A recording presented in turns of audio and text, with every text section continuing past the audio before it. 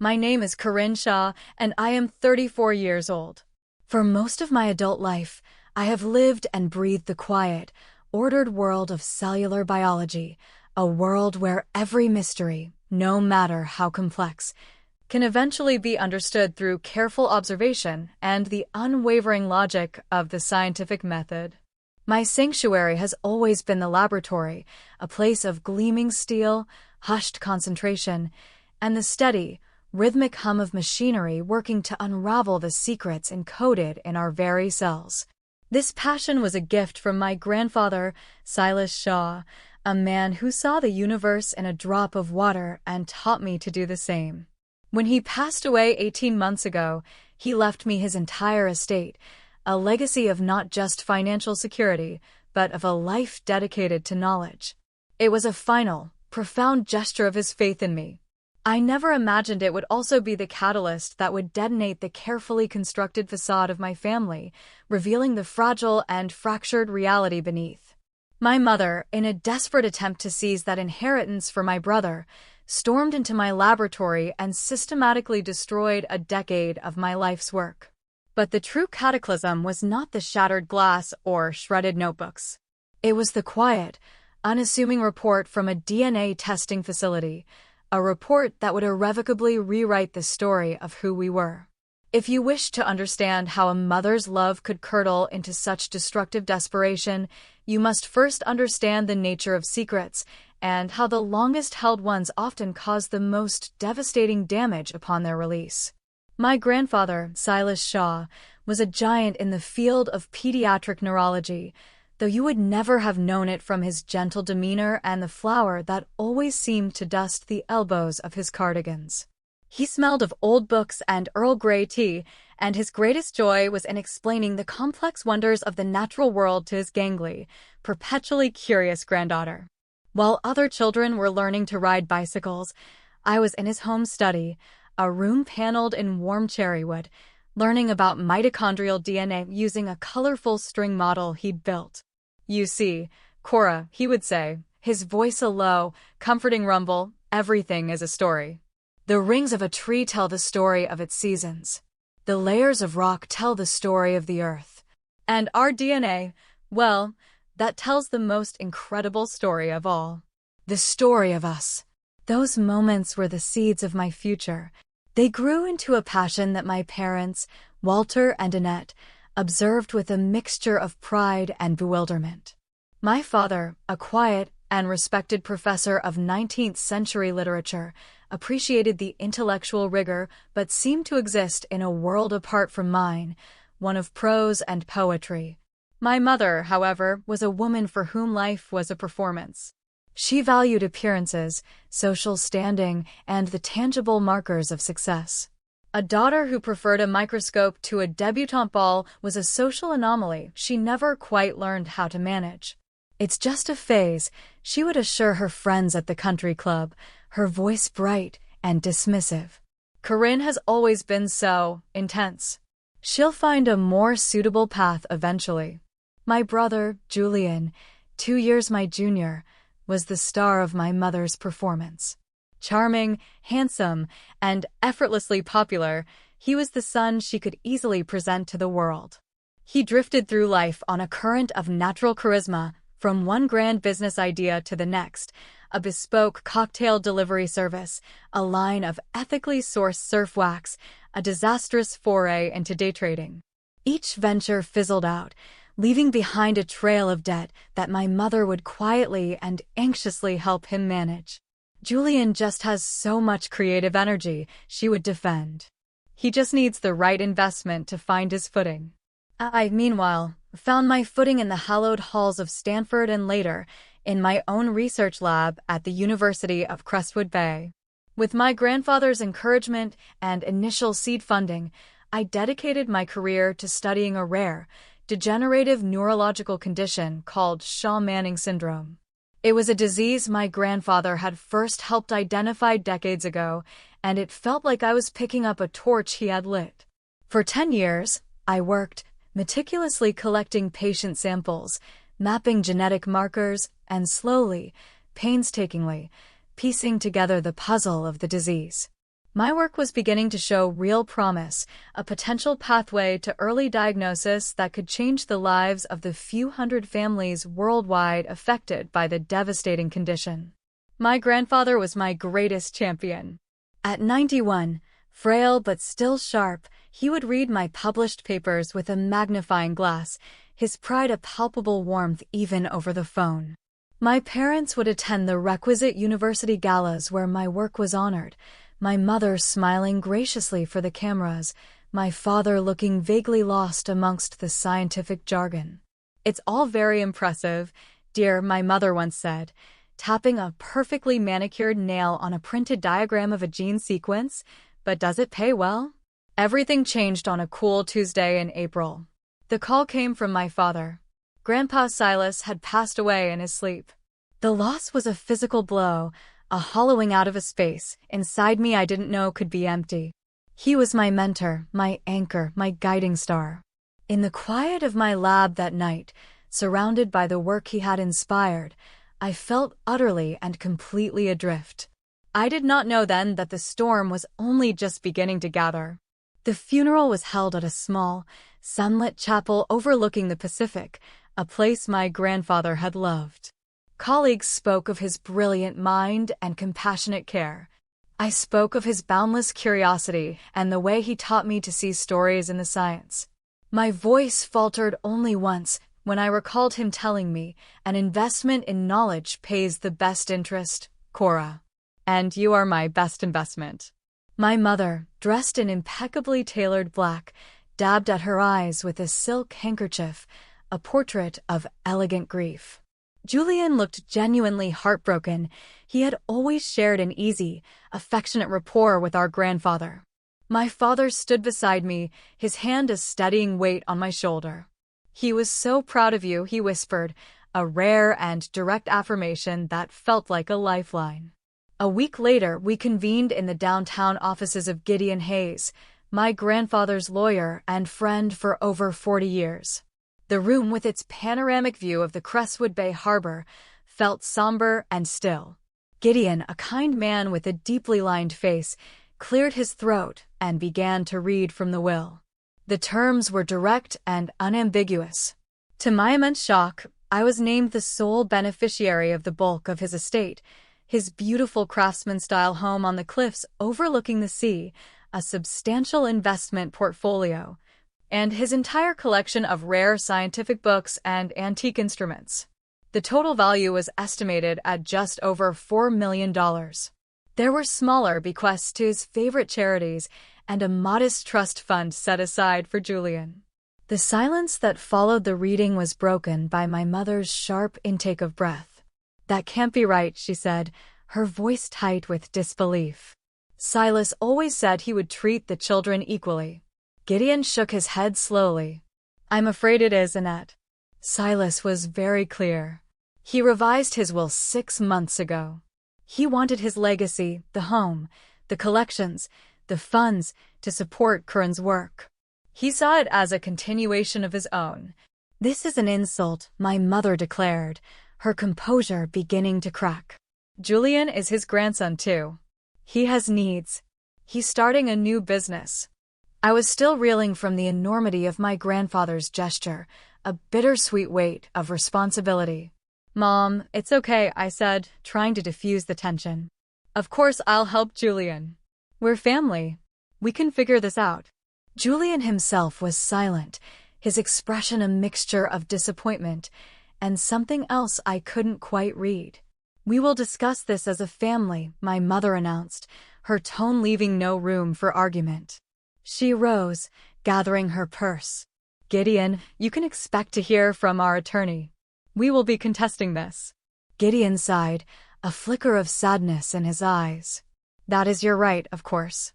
But I must advise you, Silas anticipated there might be disagreements. The will is exceptionally well fortified." The drive back to my parents' house was thick with unspoken anger. The moment we stepped inside, my mother's control shattered. "Your grandfather was clearly not in his right mind," she exclaimed, pacing the immaculate living room. "To leave everything to you, when your brother is struggling so much." Mom, I've already said I'll help him, I repeated, my voice calm.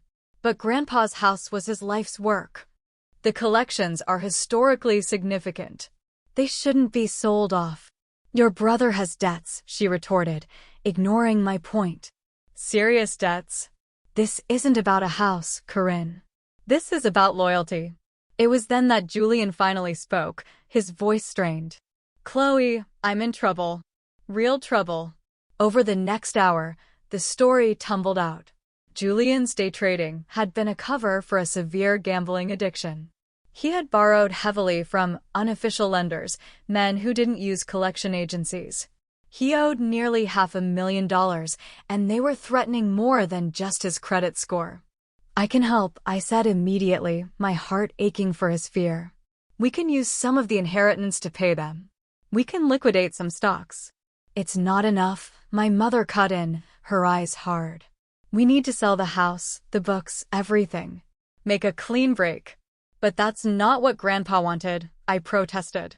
His legacy. Your grandfather is gone, she snapped, her voice cold. It's the living who matter now. That night marked the beginning of a relentless campaign. My mother orchestrated a family meeting the following weekend, which was, in reality, an intervention aimed at me. Aunts and uncles, primed with my mother's version of the story, took turns explaining my familial duty. Family takes care of its own, Corinne, my Aunt Clara said, her expression sympathetic but firm. Your work is wonderful, dear, added my Uncle Martin, but this is your brother's life we're talking about. I left feeling cornered and utterly alone. Only my father had remained silent, his discomfort a palpable presence in the room, though he offered no words of support for my position. In the weeks that followed, I sought refuge in my lab, the orderly processes of my work a balm to my chaotic family life. The inheritance, meanwhile, was frozen by my mother's legal challenge, even as Gideon assured me her case was weak. Your grandfather was a very deliberate man, Gideon told me during a phone call. He knew your mother's nature. He put measures in place. I didn't yet know what those measures were or how far my mother's desperation would push her. I didn't know that beneath the surface of our family's story lay a secret so profound, my mother would be willing to destroy my future to keep it buried. The pressure from my family began to feel like a siege. My mother's daily calls became a weapon, cycling through tearful appeals, accusations of selfishness, and cold, cutting remarks about my devotion to my work over my family. I sacrificed so much for your education, she'd say, her voice thick with martyrdom. And for what? So you could hide in a lab and turn your back on your own brother when he needs you most. I am not turning my back on him, I would reply, my patience fraying with each conversation. I've offered to pay his debts. I've suggested we set up a trust. You are the one refusing any solution other than liquidating Grandpa's entire estate. You don't understand the danger he's in, she would shout back. These aren't reasonable people. Julian's visits were more sporadic and far more disturbing. He would appear at my apartment late at night, looking haunted and thin. He showed me threatening text messages, his hands trembling as he held out his phone. They said they know where you work, Cora, he confessed one evening, his voice barely a whisper. They know where Dad teaches. They're not bluffing. The fear was real. I could see it in his eyes. But my mother's insistence on a total liquidation still felt disproportionate. I consulted with Gideon again. We can petition the court to release a portion of the funds to address your brother's debts, citing duress, he suggested. It would be conditional on his entering a treatment program for his addiction and agreeing to financial counseling. It seemed like a sensible, compassionate solution. When I presented it to my mother, she rejected it with startling vehemence. He does not need to be treated like an incompetent child, she snapped. He needs a clean slate, a chance to start over without your conditions and your judgment. All of it, Corinne. Sign over your claim to the estate. It's the only way. The first truly terrifying incident occurred about a month after the funeral. I was working late, analyzing a new set of DNA sequences, when my phone buzzed with a security alert from my lab. Someone had gained entry after hours. My heart hammered against my ribs as I pulled up the live camera feed on my laptop. The image showed my mother, her face set in a grim mask, striding down the deserted hallway toward my lab. I met her at the door, my body tensing. "Mom? What are you doing here?" "It's after 10 p.m. She brushed past me, her gaze sweeping across the meticulously organized space with open disdain. "So this is it," she said, her voice dripping with scorn. "This is the important work you value more than your family's safety.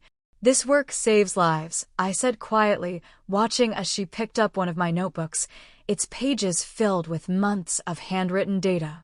"Please be careful with that. Saves lives." She laughed, a short, bitter sound. "Your brother had a visit this afternoon. 2 men who promised him they'd start breaking his fingers next week if he doesn't pay up." A cold dread washed over me. "I am trying to solve this," I insisted. "I have a plan that—" "Your plans are not enough." She slammed the notebook down on the workbench, perilously close to a tray of fragile culture plates. "You will sign over the estate to Julian. You will do it tomorrow, or you will no longer have a mother." The ultimatum hung in the sterile, climate-controlled air. I had always been second in her affections, but to be disowned, to be cast out entirely, the threat was breathtaking.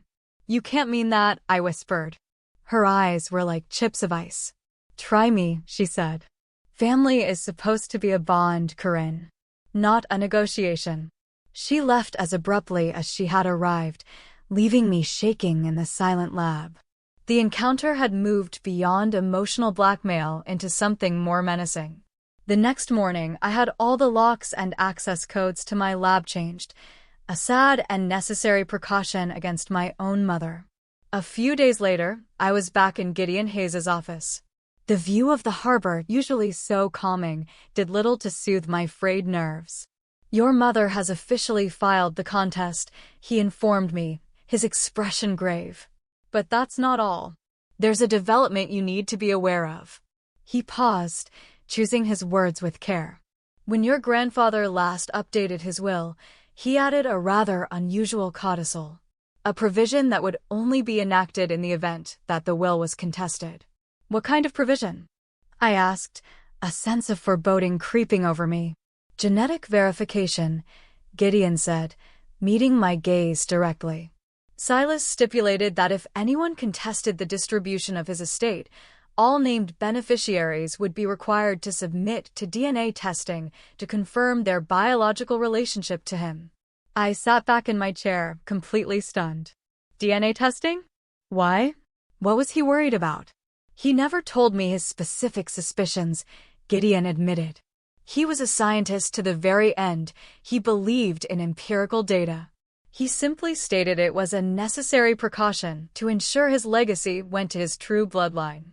At the time, I confess I worried it might be a sign of paranoia, but his psychological evaluation was flawless. He was as sharp as ever. "So what does this mean now?" "It means the codicil is now active. For the contest to proceed, you, your brother, and even your mother will need to provide DNA samples. It's a non-negotiable part of the legal process he designed." I left his office with a dizzying array of new questions. What secret was my grandfather probing from beyond the grave? The scientist in me was fascinated by the puzzle, but the granddaughter in me was terrified of the answer. When I relayed the news of the DNA requirement to my mother, her reaction was nothing short of volcanic. "This is outrageous. A complete violation of privacy." He was a senile old man. "It's a simple cheek swab, Mom," I said, her extreme response only deepening my suspicion. "If you want to continue fighting for the inheritance, it has to be done." After a long and bitter argument, my mother and Julian finally, resentfully, agreed. My father, in a surprising move, volunteered to provide a sample as well. To provide a complete genetic picture, he'd said, though his eyes held a flicker of a long-dormant curiosity. None of us could have fathomed what those small cotton swabs would unleash. We didn't know that my mother, facing the imminent exposure of a lifelong secret, was about to take one last, desperate and devastating step to prevent the truth from ever coming to light. The morning the world fell apart began with the comforting aroma of fresh coffee and the quiet promise of a productive day. I arrived at my lab just as the sun was beginning to burn the morning mist off the harbor, my mind already mapping out the day's experiments. The lab was my sanctuary, an extension of my own mind. Every beaker, every centrifuge, every slide was in its place. The heart of my research, a specialized cryogenic freezer, hummed quietly in the corner, safeguarding thousands of precious biological samples, the culmination of a decade of trust from patients and their families. Today, I was particularly hopeful. I was on the cusp of confirming a genetic linkage that could lead to a prenatal test for Shaw-Manning syndrome. Morning, Dr. Shaw, my graduate assistant, Sam, chirped as he came in around 9, carrying a rack of test tubes. The sequencing results from the overnight run are ready. Excellent, Sam. Let's get them analyzed. The hours passed in a state of focused flow, the kind of deep work that made the rest of the world melt away. At 1, Sam left for a seminar, and I decided to step out for a quick lunch at the small cafe across the campus green. I locked the lab, my mind still buzzing with data points and statistical probabilities. I was halfway through my sandwich when my phone vibrated with a jarring, insistent buzz. A high-priority security alert. Unauthorized entry detected at my lab. My old access code, the one I had deactivated weeks ago, had just been used. A grainy security image popped up on my screen. My mother, her face a mask of cold fury, forcing the lab door. I dropped my sandwich and ran. I sprinted across the green, my heart pounding a frantic rhythm against my ribs, a sickening premonition coiling in my gut. As I neared the building, I could hear the sound of shattering glass. I burst through the door into a scene of methodical carnage. My mother stood amidst the ruins of my life's work. The cryogenic freezer was unplugged, its door hanging open, a plume of cold vapor dissipating into the room. On the floor lay a chaos of smashed beakers, slides crunched underfoot, and the pooling contents of appended sample vials.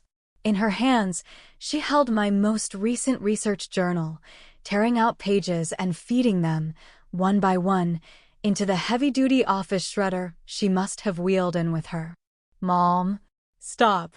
I screamed, the sound tearing from my throat. "What are you doing?" She turned to face me, her eyes blazing with a terrifying, wild light. This is what you chose. You chose this stuff over your own brother." I lunged toward her, desperate to save the journal, which contained observations and hypotheses that existed nowhere else. "Those samples are irreplaceable. That's 10 years of work. 10 years of selfishness," she shrieked, yanking the journal away from my grasp.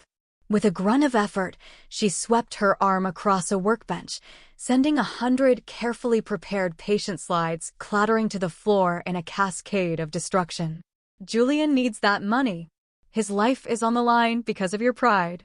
I froze. Something inside me shifted. The initial wave of panic receded, replaced by a strange and unnerving calm.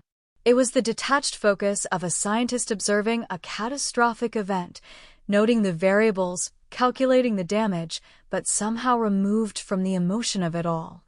I stopped fighting her. I simply stood and watched as she continued her rampage, her movements fueled by a lifetime of resentment. My stillness seemed to enrage her more than my protests had. "Say something," she demanded, breathing heavily, her hair falling across her face.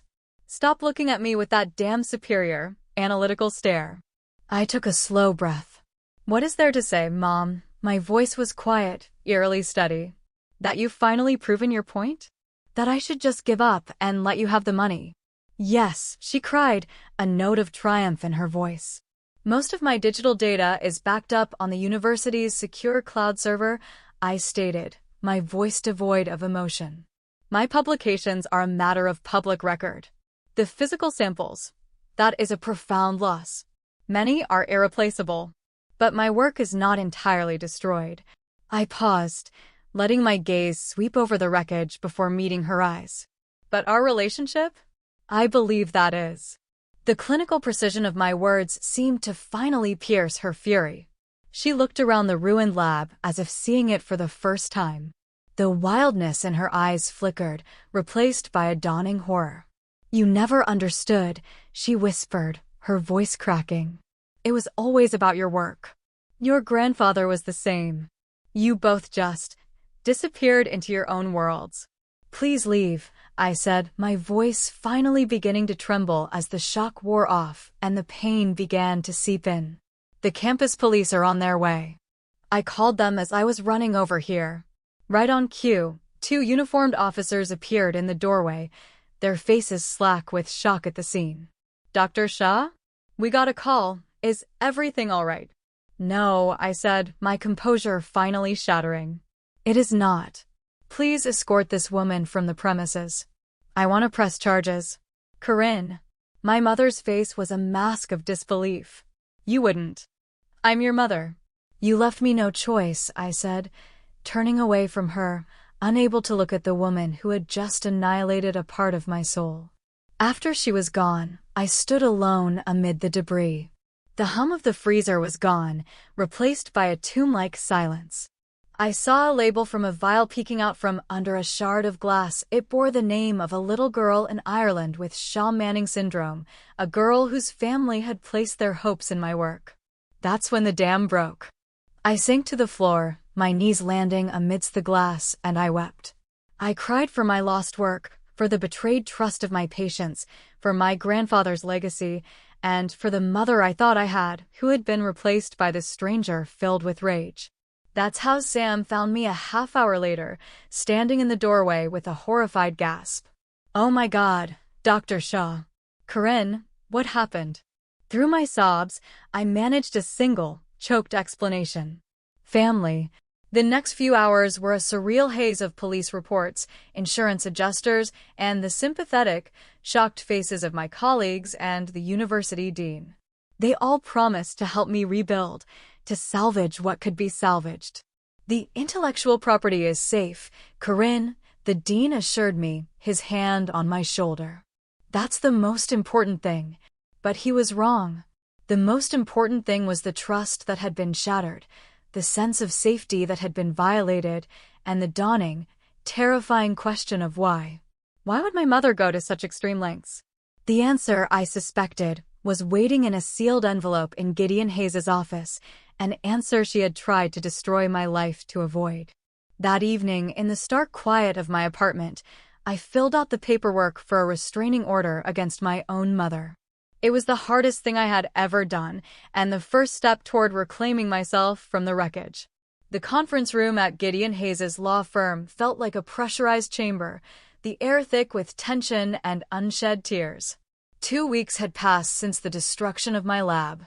In that time, the university had rallied around me, providing a temporary workspace and a team to help with the painstaking process of data recovery. My mother had been charged with felony vandalism and breaking and entering. The restraining order was in effect a legal barrier between myself and the woman who had given me life. I arrived first, needing a few moments of quiet to steel myself. Gideon greeted me with a somber nod. "Corinne, I'm deeply sorry it has come to this. The truth had to come out one way or another, Gideon," I said, my voice steadier than I felt. My father arrived next. He looked tired and diminished, the usual academic sparkle in his eyes replaced by a deep, weary sadness. He hugged me tightly. "I've spoken to your mother's lawyer," he said, his voice low. "She is not well, Corinne. But that is no excuse. What she did to you, to your work, it's unforgivable. Have you spoken to her?" He shook his head. "I'm staying at the faculty guest house. I don't think I can look at her right now." Julian was the next to arrive. He looked sober and grim, dressed in a suit that seemed a size too big for his gaunt frame. He met my eyes with an expression of profound apology before taking a seat as far from me as the table would allow. Finally, my mother entered, accompanied by her attorney. She looked smaller, her usual confident posture replaced by a fragile defensiveness. She refused to look at me. "Let's begin," Gideon said, his voice commanding the room. He addressed my mother and her lawyer. "The contest you filed against Silas Shaw's will is predicated on the claim of his diminished mental capacity. I have here a full psychiatric evaluation conducted 1 week before the will was signed, confirming Mr. Shaw was of exceptionally sound mind.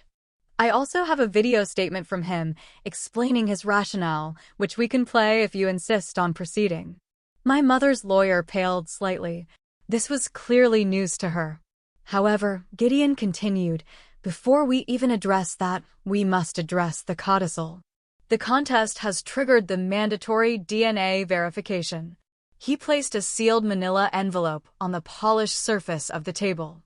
"These are the results from the lab. I will now open them in the presence of all parties." The sound of the paper tearing was unnaturally loud in the silent room. Gideon pulled out a single sheet of paper and scanned it. His professional composure faltered, his eyebrows shooting up. He looked up, his gaze moving from my mother to my father, then to Julian. "Well," he said slowly, "this certainly explains a great deal." "What is it?" my father asked, his voice tight with anxiety. Gideon took a deep breath. "According to this report, the DNA analysis confirms that Corinne Shaw is the biological granddaughter of Silas Shaw." He paused. "It also indicates that Julian Shaw shares no genetic markers with Silas Shaw. He is not his biological grandson." A collective gasp went through the room. "That's a lie," my mother cried out, her voice shrill. "The samples must have been contaminated." Julian looked as if he'd been struck. "What? Grandpa? He wasn't my grandpa." "There's more," Gideon said, his voice gentle but firm, cutting through the rising chaos. He turned his gaze to my father. "Walter, I'm so sorry. The test also shows that Julian is not genetically related to you." The world seemed to stop. The air crackled with the detonation of a 35-year-old secret. My father's face, already pale, turned ashen. He slowly turned to my mother, his expression one of dawning, catastrophic understanding. "Annette," he whispered, "what is this?" Her carefully constructed facade finally crumbled into dust. "It was a mistake," she sobbed, burying her face in her hands. "One stupid mistake. You were at that conference in Chicago." "I was lonely. Your colleague, Daniel, he was just so kind to me." "Daniel?" My father's voice was hollow. "Daniel Keller? My best friend?" My mother could only nod, her shoulders shaking with silent sobs. Julian sat frozen, his face a canvas of shock, betrayal, and utter devastation. "So I'm not a Shaw," he said, the words sounding alien in his own mouth. "My whole life, it's all been a lie." "No, darling, you are my son," my mother insisted, reaching for him. He flinched away from her touch as if burned. "My son? Or your secret?" And then, everything clicked into place with horrifying clarity. "This is why," I said, my voice barely audible. "This is why you had to have the inheritance. It was never just about Julian's debts. You were terrified of this. You destroyed my lab to stop these tests from happening." "Your grandfather suspected," Gideon added quietly. "He told me once that Julian bore no resemblance to anyone in the family, that something felt amiss. He never knew the truth, but his scientific mind couldn't ignore the data. The codicil was his final experiment." "I need to get out of here," my father said, standing up abruptly. His movements were stiff, robotic. He looked at my mother, his eyes devoid of any emotion but a vast, empty pain. 38 years, Annette. You've made a mockery of our entire life." He then turned to Julian, and for the first time, a flicker of warmth returned. "You are the man I raised. You are my son in every way that has ever mattered to me.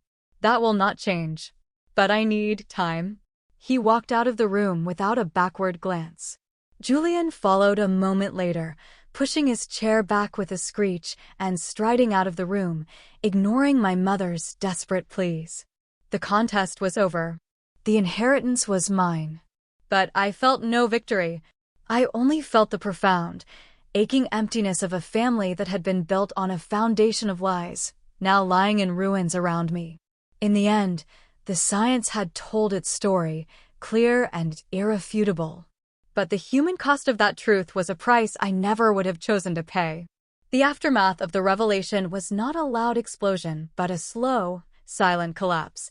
Our family, as we had known it, ceased to exist. In its place were 4 individuals, adrift in the wreckage, each trying to navigate a new and painful reality. My father filed for divorce. He took a sabbatical from the university and moved into a small, sparsely furnished apartment downtown. Our conversations were infrequent and strained at first, filled with the awkward silences of a man relearning how to speak his own truth. "I feel like a character in one of my own novels," he told me once over coffee. The deluded husband who was blind to the obvious. The signs were all there, Corinne. I just chose not to see them. Julian disappeared for a week. When he finally surfaced, it was a call to me from a motel 3 states away. His voice was raw.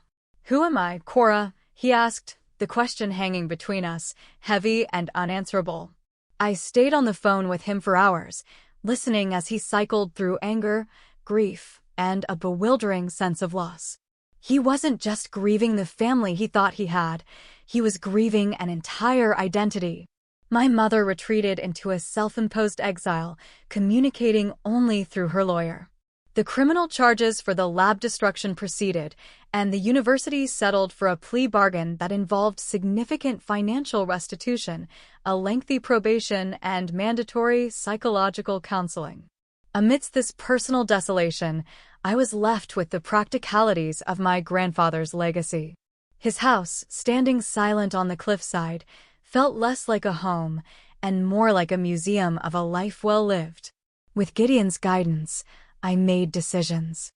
I established the Shaw Manning Research Foundation, using the bulk of the estate to fund grants for young scientists studying rare neurological disorders. It felt like the truest way to honor the man who had given me everything.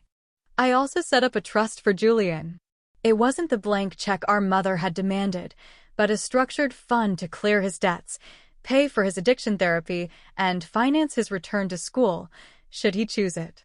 When I told him about it, he was silent for a long moment. "After everything I put you through, why?" he finally asked. "Because you're my brother," I told him, the words feeling more true now than ever before. Biology doesn't get to define that. Slowly, painstakingly, we began to rebuild. I converted the spacious ground floor of my grandfather's house into a new, state-of-the-art laboratory, a place of light and hope. Colleagues from around the world, hearing of my story, sent replacement samples and collaborative data. The work, which had been so brutally interrupted, began again. Julian returned to Crestwood Bay and committed himself to recovery. He started taking accounting classes at the local college, discovering a surprising aptitude for the order and logic of numbers. Our relationship, once fraught with the unspoken tensions of our mother's making, found a new, more honest footing. We had dinner once a week, 2 siblings bound not by shared genes, but by a shared, traumatic history. My father began to write not academic papers, but a novel. He seemed lighter, as if a great weight had been lifted from him. He and I found a new, adult friendship, one based on mutual respect and a shared understanding of loss. I saw my mother only once, at a final mediation meeting. She looked frail, the formidable energy that had once dominated our family completely extinguished. "I'm sorry, Corinne," she said, her voice barely a whisper. "I was so afraid of losing everything. I ended up destroying it myself." I didn't offer forgiveness, it wasn't mine to give yet, but I nodded, acknowledging the tragic truth in her words. 1 year after the lab was destroyed, I stood on the deck of my grandfather's house, watching the sunset paint the sky in hues of orange and violet. The new lab behind me was humming with the quiet, steady sound of progress. A recent breakthrough in my research, a new way of looking at the data, had led to a promising therapeutic target. A text message lit up my phone. It was from Julian. Just finished my first year of accounting. Straight A's. Who knew? Dinner Thursday? I smiled and typed back, of course. I'll cook. My grandfather had believed that DNA told the story of who we are. But my own story had taught me a more complex lesson. Our genes may provide the blueprint, but our choices, our resilience, our capacity for forgiveness and love, that is what truly defines us. The family I was born into had been shattered by a secret, but from the fragments, a new kind of family was slowly, carefully being built. One based not on biological certainty, but on the hard-won, beautiful, and undeniable truth of shared experience. My legacy, I realized, would not be found in a test tube or a gene sequence, but in the connections I chose to nurture and the life I chose to build from the ruins. And in that, I finally felt the full, quiet power of my inheritance.